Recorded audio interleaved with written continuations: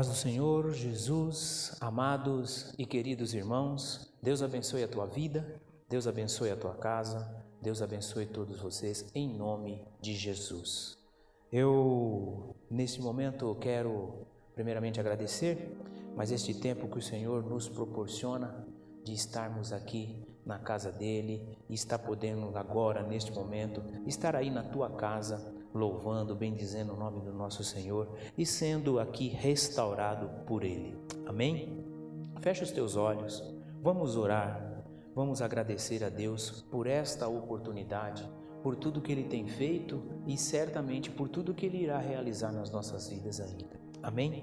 Fecha os teus olhos. Pai, em nome de Jesus, nós te bendizemos, te adoramos, exaltamos e glorificamos o teu nome, Senhor, por tudo que o Senhor tem feito e certos estamos, ó Pai, que muito o Senhor ainda irá realizar nas nossas vidas, Pai. Toma-nos, ó Deus, agora, enche-nos, ó Deus, agora do teu amor, do teu querer, da tua bondade, Papai, e que nós possamos agora, mais uma vez, Papai, sermos, ó Pai, preenchidos, sermos cheios do teu Santo Espírito. Te agradecemos, ó Deus, por tudo, no teu santo e maravilhoso nome. Amém, amém e amém. Amados, como estamos estudando este mês, falando sobre os caminhos da restauração, eu quero hoje compartilhar uma palavra com vocês. Uma palavra que é um meio aqui de ensino, um estudo, uma pregação e no fim de tudo o Senhor vai falar grandemente conosco, grandemente com cada um de nós. Amém? Abra a tua Bíblia no livro de 1 Reis. 1 Reis, no capítulo de número 17. 1 Reis, no capítulo de número 17, nós vamos ler desde o versículo 1. E nós vamos aqui também usarmos alguns outros versículos dos próximos capítulos aqui do livro de Reis. Amém? 1 Reis, no capítulo de número 17, o versículo 1 em diante. Diz assim a palavra do Senhor. Ora, Elias de Tisbe, em Gileade, disse a Acabe: juro pelo nome do Senhor, o Deus de Israel, a quem sirvo, que não cairá orvalho nem chuva nos anos seguintes, exceto mediante a minha palavra. Depois disso, a palavra do Senhor veio a Elias: saia daqui, vá para o leste e esconda-se perto do riacho de Querite, a leste do Jordão. Você beberá do riacho e dei ordens aos corvos para o alimentarem lá. E ele fez o que o Senhor tinha dito. Foi para o riacho de Queribe, a leste do Jordão, e ficou lá. Os corvos lhe traziam pão e carne de manhã e de tarde, e ele bebia água do riacho. Algum tempo depois, o riacho secou-se por falta de chuva. Então a palavra do Senhor veio a Elias: vá imediatamente para a cidade de Sarepta de Sidom e fique por lá. Ordenei a uma viúva daquele lugar que lhe forneça comida. E ele foi. Quando chegou à porta da cidade, encontrou uma viúva que estava colhendo gravetos, e ele o chamou e perguntou: pode me trazer um pouco d'água numa jarra para eu beber? Enquanto ela ia buscar a água, ele gritou: por favor, traga-me também um pedaço de pão. Mas ela respondeu: juro pelo nome do Senhor, o teu Deus, que não tenho nenhum pedaço de pão, só um punhado de farinha num jarro e um pouco de azeite numa botija. Estou colhendo uns dos gravetos para levar para casa e preparar uma refeição para mim e para meu filho, para que comamos e depois morramos. Elias, porém, lhe disse: não tenha medo, faça um pequeno bolo com o que você tem e traga para mim. e depois faça algo para você e para o seu filho. Pois assim diz o Senhor, Deus de Israel: a farinha na vasilha não se acabará e o azeite na botija não se secará até o dia em que o Senhor fizer chover sobre a terra. Ela foi e fez, conforme Elias dissera, e aconteceu que a comida durou muito tempo para Elias e para a mulher e sua família, pois a farinha na vasilha não se acabou e o azeite na botija não se secou, conforme a palavra do Senhor proferida por Elias. Algum tempo depois, o filho da dona da casa ficou doente e foi piorando e finalmente parou de respirar. E a mulher reclamou a Elias: que foi que eu te fiz, ó homem de Deus? Vieste para lembrar-me do meu pecado e matar o meu filho? Dê-me o seu filho, respondeu Elias, e ele o apanhou dos braços dela, levou para o quarto de cima, onde estava hospedado, e o pôs na cama. Então chamou ao Senhor: ó Senhor meu Deus, trouxeste também desgraça sobre esta viúva, com quem estou hospedado, fazendo morrer o seu filho? Então ele se deitou sobre o menino 3 vezes e clamou ao Senhor: o Senhor me fez, ó Senhor meu Deus, faz-me voltar a vida a este menino. O Senhor ouviu o clamor de Elias e a vida voltou ao menino e ele viveu. Então Elias levou o menino para baixo, entregou-o à mãe e disse: veja, seu filho está vivo. Então a mulher disse a Elias: agora sei que tu és um homem de Deus e que a palavra do Senhor vinda da tua boca é verdade. Amém? Glorificado seja o nome do Senhor. Queridos, restaurar a nossa vida espiritual. Em outras palavras, seria restaurar o nosso altar. Quando o Senhor me deu esta palavra e também me deu esta passagem, eu comecei a fazer um paralelo e eu trouxe da vida de Elias, assim o Espírito Santo me conduziu, trazer da vida de Elias o que ele viveu, o que ele passou para as nossas vidas nos nossos dias. E como que nós adentramos nisto? Da seguinte maneira: Elias, ele estava passando um tempo difícil, muito difícil. O povo de Israel estava vivendo um tempo difícil. Havia apostasia, havia a negação ao templo do Senhor, ao templo de Deus. O povo já não se importava mais com Deus, o povo já não queria mais saber de Deus, o povo estava desgostoso de Deus, assim como se com uma autoridade tamanha pudesse se desgostar de Deus. E assim eu trago para os nossos dias esta passagem. Em nenhum tempo,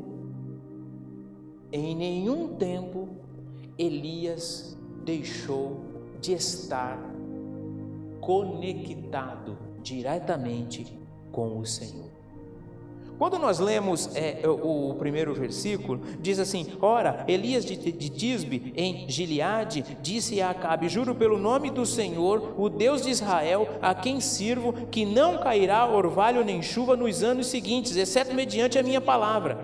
Depois disso, a palavra do Senhor veio a Elias: saia daqui e vá para leste, perto do riacho de Queribe. Ele saiu de um lugar e foi para o outro.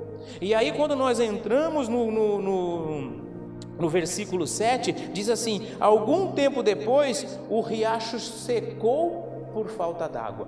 Deus mandou ele para um lugar, ele ficou lá por um tempo, e depois deste tempo já não tinha mais água. E aí nós vamos também entender que em nenhum momento a vida de Elias com Deus foi rompida, foi separada, foi acabada. Em nenhum momento, nem na seca, nem na escassez de comida, nem quando o lugar que ele estava já era inabitável, ele perdeu a comunhão com Deus. E aqui eu quero te dizer assim: sempre que estamos em contato com Deus, independente das circunstâncias, nós estamos sendo restaurados.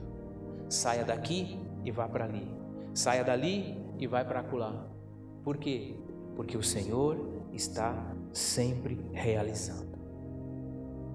E quando Elias vai de um lugar para o outro, ele estava perto do riacho, ele estava ali em Querite, mas ele foi mandado para o outro lado. Chegando lá, Deus falou para ele assim, chegando lá você vai encontrar uma viúva, e esta viúva é que vai te hospedar, esta viúva é que vai te acolher e te sustentar durante um tempo. E aí Elias pensa assim, uma viúva? E ele vai. Chega lá, ele reconhece a viúva a quem Deus tinha falado com ele, e ele pergunta para ela se ela tem água. Ela fala assim, eu tenho água, mas ele pergunta se tem alguma coisa para comer. Ela fala que não tem nada para comer. E aí a viúva já começa a ser restaurada também.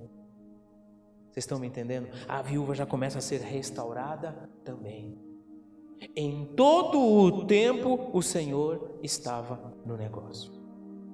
Então hoje, se você pode dizer comigo, eu preciso ser restaurado no Espírito, eu preciso ser restaurado no meu altar, o meu altar para com Deus, eu preciso ser restaurado. Olha que a situação de Elias não era nada fácil. Quando nós olhamos aqui, nós vemos o agir de Deus, e parece que o profeta Elias é algo bonito, e verdadeiramente é algo bonito, né? Mas Elias estava passando por uma situação difícil. Elias estava verdadeiramente passando por uma situação dificílima. Mas mesmo assim, e isso eu quero que você repita assim, mesmo em situações difíceis, o Senhor é conosco. Em toda e qualquer situação, o Senhor é conosco. Agora, como que nós vamos restaurar a nossa vida espiritual? Como que nós vamos restaurar o nosso altar? Primeiro, nós precisamos falar da palavra. E o que é falar da palavra? O que é falar da palavra? Elias, ele não estava falando somente dele mesmo, mas ele falava da palavra de Deus. Ele falava do Senhor, ele profetizava o que o Senhor colocava no coração dele, ele decretava, e as coisas aconteciam, não por um decreto, mas uma profecia. E aí o versículo 1 diz assim: juro pelo nome do Senhor, o Deus de Israel, a quem sirvo, que não cairá orvalho nem chuva nos anos seguintes, exceto mediante a minha palavra. Como que nós restauramos, meu irmão? Como que nós restauramos, meu irmão, a nossa vida espiritual? Primeiramente, falando de Deus, da tua palavra. Porque você, entenda isso, meu irmão, você, assim como eu, foi chamado pelo Senhor. Então você precisa primeiramente tomar muito cuidado com o que você fala, com o que você declara. Declara a bênção, que a bênção vai acontecer. Declara as coisas certas e boas, que as coisas vão acontecer. Todas as palavras, quando saem dos nossos lábios, se transformam em uma semente. Elias falou aqui, nos anos seguintes não cairá chuva, nem sequer orvalho. Não cairá. E aí nós pegamos o versículo 7, diz assim: algum tempo depois o riacho secou. E Deus tirou ele daquele lugar que tinha seca e mandou ele para um outro lugar. Você está entendendo qual era a situação? Você está entendendo, meu irmão, que nós precisamos sempre declararmos a bênção, nós precisamos sempre orarmos e declararmos a bênção do Senhor na vida do outro, na vida do próximo e também nas nossas vidas. Isso nós precisamos. Elias era um homem que conhecia profundamente o poder das palavras. Também sabia que Deus o havia chamado para restaurar o altar de uma maneira sobrenatural. Toda vez que nós profetizamos, toda vez que nós oramos, toda vez que nós clamamos ao Senhor, algo no mundo espiritual está sendo restaurado. E aí eu digo assim para você: se tudo aquilo que aos nossos olhos não cabe mais uma restauração, não tem como mais ser restaurado aos nossos olhos, é aí que nós devemos declarar a restauração. Devemos profetizar a restauração. Devemos profetizar a restauração na vida daquele que está enfermo. Devemos declarar, profetizar a restauração na vida daquele que padece de males.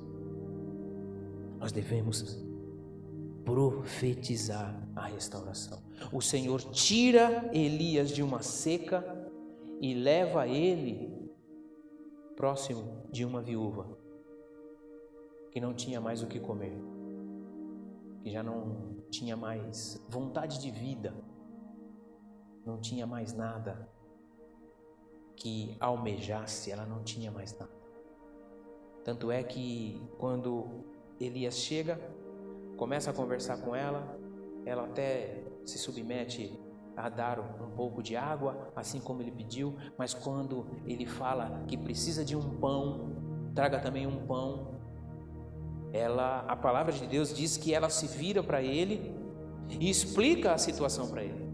Ela fala: eu tenho um pouco de farinha, e esse pouco de farinha eu vou fazer a última refeição da minha vida, não só eu, mas o meu filho também. E aí Elias faz o quê? Elias fala assim para ela assim: a farinha na vasilha não se acabará, e o óleo na botija não se secará. Ele lança uma palavra, porque quando você lança a palavra, meu irmão, o Senhor se encarrega de cumprir o que você, homem e mulher de Deus, profetizou. Isto é o que nós precisamos sempre. Agora, como isto acontece? Isto acontece quando nós estamos sendo em todo tempo restaurados. Isso acontece nas nossas vidas. Segundo ponto: como restaurar a minha vida espiritual? Eu preciso mudar a minha maneira de pensar. Eu preciso ter a minha mente restaurada. Israel tinha um outro Senhor. Lembra domingo passado quando eu falei sobre mente dividida? Israel, ele tinha um outro Senhor. Jezabel havia mandado matar todos os profetas, exceto todos os profetas, e exaltava os falsos profetas. Então, Israel de repente ele começou a servir a outro Senhor. A idolatria, o pecado estava dominando Israel. Algumas pessoas permitiram que o seu coração se enchesse de egoísmo, de soberba, de orgulho, e tudo isso estava na mente. E aí quando nós vamos lá em Reis, no capítulo de número 18, como eu disse aqui que nós íamos usar alguns outros capítulos aqui da frente, 1 Reis 18, o próximo capítulo aí, o versículo é o 21. Segundo Reis 18, o versículo 21, que diz assim: Elias dirigiu-se ao povo e disse: Até quando vocês vão oscilar para um lado e para o outro? Se o Senhor é Deus, sigam-nos, mas se Baal é Deus, sigam ele. Olha a advertência que este homem de Deus, mesmo passando por um tempo de dificuldade, e é isso que eu quero que você entenda, meu irmão, tá? Disse ao povo. O povo estava dividido, o povo estava ocioso, né? E Elias pergunta para ele: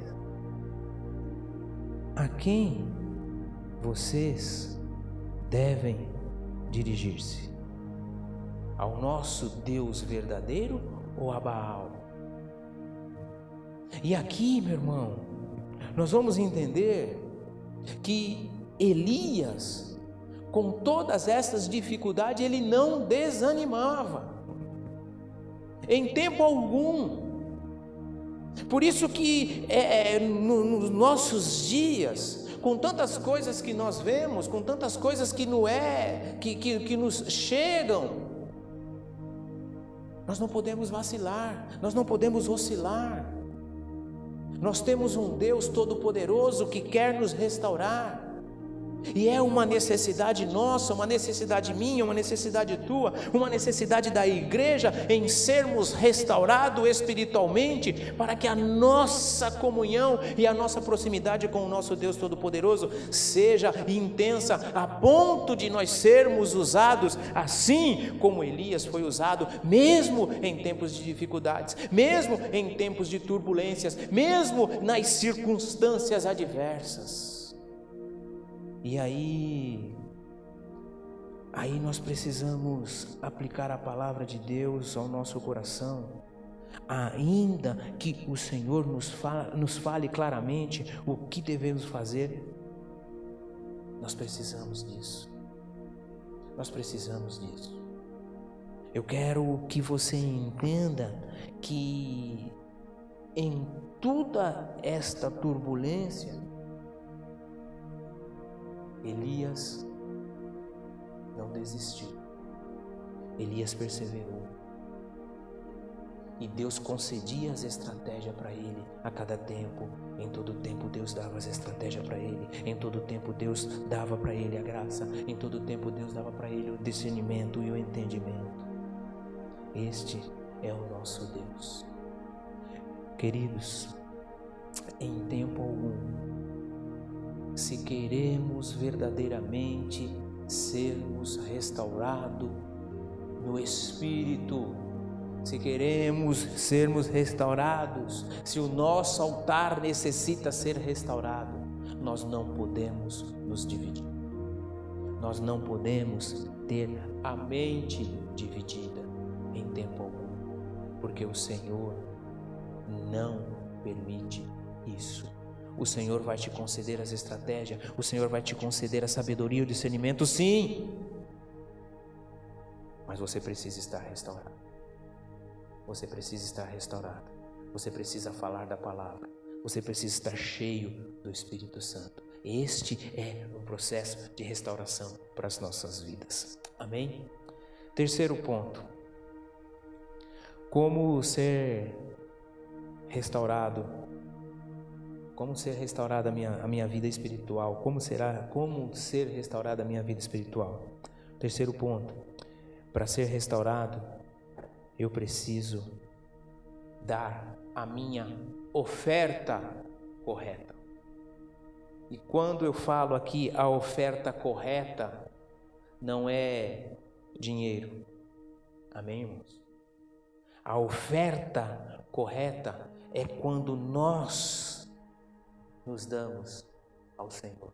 É quando nós nos damos para sermos restaurados. É quando nós nos damos para que o Senhor opere as maravilhas dele na nossa vida, e estando nós restaurados, nós podemos operar em outras vidas. Lá no versículo 18, aí mesmo, no capítulo 18, perdão, o versículo 33, diz assim, o versículo 30, capítulo 18, 1 Reis 18, 33, amém? Depois você lê tudo aí, o 17, o 18 e o 19, que você vai glorificar a Deus pela vida de Elias e tudo que ele passou e viveu e tudo que Deus proporcionou na vida dele. O versículo 33 do capítulo 18 de 1 Reis diz assim: Depois arrumou a lenha, cortou o novilho em pedaços e os pôs sobre a lenha. Então lhe disse: encham de água 4 jarros grandes e derramem sobre o holocausto e sobre a lenha. Façam-no novamente, disse, e eles o fizeram de novo. Façam pela terceira vez, ordenou, e eles o fizeram pela terceira vez. A água escorria do altar, chegando a encher a valeta. À hora do sacrifício, o profeta Elias colocou-se diante do altar e orou: ó Senhor Deus de Abraão, de Isaque e de Israel, que hoje fique conhecido, tu és Deus em Israel, e que sou o teu servo, e que fiz todas estas coisas por ordem tua. Responda-me, ó Senhor, responda-me, para que este povo saiba que tu, ó Senhor, és Deus, e que fazes o coração deles voltar para ti. Então o fogo do Senhor caiu e queimou completamente o holocausto, a lenha, as pedras e o chão, e também secou totalmente a água na valeta. Quando o povo viu isso, todos caíram prostrados e gritaram: ó Senhor, o Senhor é Deus, o Senhor é Deus. Então Elias ordenou-lhes: prenda os profetas de Baal, não deixe nenhum escapar. Eles os prenderam e Elias o fez descer ao riacho de Quisson e lá os matou. Amém? Queridos, ele dá uma oferta ao Senhor, e quando esta oferta está ali, Elias dando tudo de si, Deus dando a ele as estratégias para que o povo visse, para que o povo fosse restaurado. Quando ele coloca todos os holocaustos ali para queimar, para que este era o sacrifício que eles usavam naquela época, tá? Ele manda encher tudo de água. Por 3 vezes eles enchem de água, que a valeta fica cheia, como diz a palavra do Senhor. E como que o fogo pega na água? E Elias começa a orar, e o fogo vem, consome todo o holocausto, queima as pedras, queima até o chão, a água seca. Quando todo aquele povo que estava dividido começa a ver aquilo, viram aquilo, eles se voltam a Deus, eles são restaurados e eles começam de novo a crer neste Deus Todo-Poderoso. Então, meu irmão, que hoje nós possamos, em nome de Jesus, sermos restaurados, e sermos restaurados por Deus em toda e qualquer situação. Eu usei aqui este profeta porque as dificuldades eram tantas, mas ele não desistiu. Que hoje nós sejamos restaurados para não desistirmos, independente de tudo e de todos.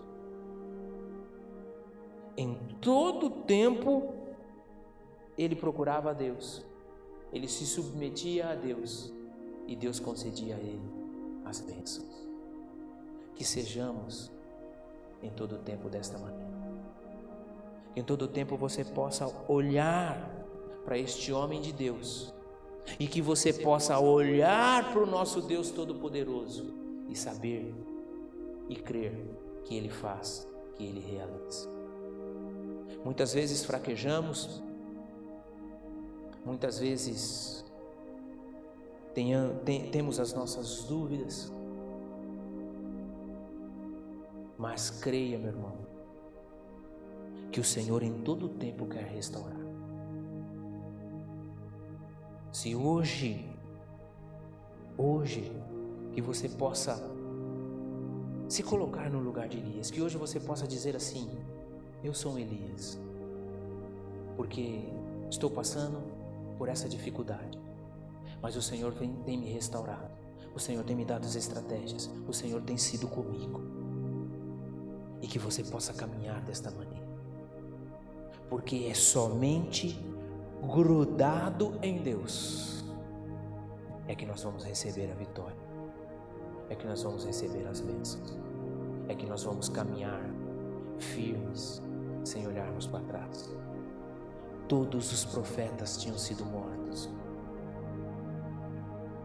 por ordem de Jezabel, e o Senhor manda ele para lá, e ele vai e restaura. O Senhor manda ele para um vale, e ele vai lá e fica ali. Os corvos alimentavam ele tomava água do riacho. Depois ele é mandado para perto de uma viúva. A viúva não tinha nada para oferecer, mas ele declarou a restauração, ele declarou a bênção ali naquele lugar, e a bênção chegou. A viúva teve fartura. Depois ele vai para outro lugar, ele toma conta do povo, ele dá ordem ao povo, ele restaura o altar do Senhor. Que hoje você possa ser restaurado espiritualmente, que a tua comunhão com o Senhor seja plena, e você possa vivenciar a cada dia as bênçãos do nosso Deus Todo-Poderoso. Eu quero orar por você. Fecha os teus olhos. Pai, em nome de Jesus, nós te bendizemos, te exaltamos, te glorificamos, Deus, porque Tu és o Todo-Poderoso. Pai, que o Senhor possa em todo tempo nos restaurar, e que em todo tempo, Senhor, o Senhor possa nos dar as estratégias, o Senhor possa nos fortalecer, o Senhor possa fazer com que nós enxerguemos a cada dia mais e mais, ó Pai, a vitória, porque a vitória é Tua. Alcança, Deus, agora, papai, a cada um destes, ó Deus, que nos acompanha, que nos ouve, que ouviu esta palavra, papai. Que em todo tempo a sua bênção seja, Senhor, sobre a vida de cada um.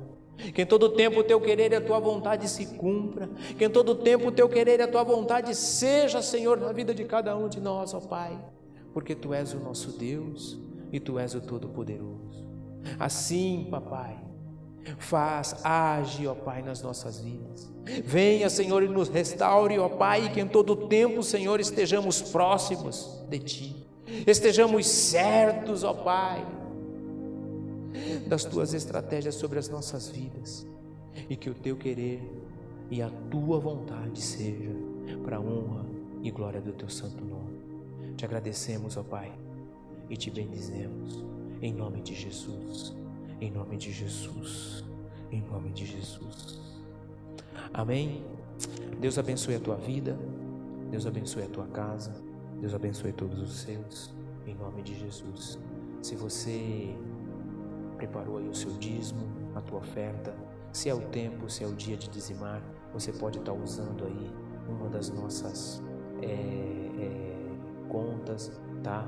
Você fica aí à vontade para que a palavra do Senhor se cumpra na tua vida e você esteja em todo o tempo aí honrando com o teu compromisso. Eu quero mais uma vez te agradecer por este tempo, por este momento. Te espero aqui domingo que vem no nosso culto às 18 horas, e que toda honra e toda glória seja dada ao nosso Senhor e Salvador Jesus Cristo. Que a graça do nosso Senhor e Salvador Jesus Cristo esteja entre vocês de hoje para todo o sempre. Deus te abençoe. Uma quinta, uma sexta, um sábado de vitória e domingo glorificando a Deus neste lugar mais uma vez. Deus te abençoe em nome de Jesus.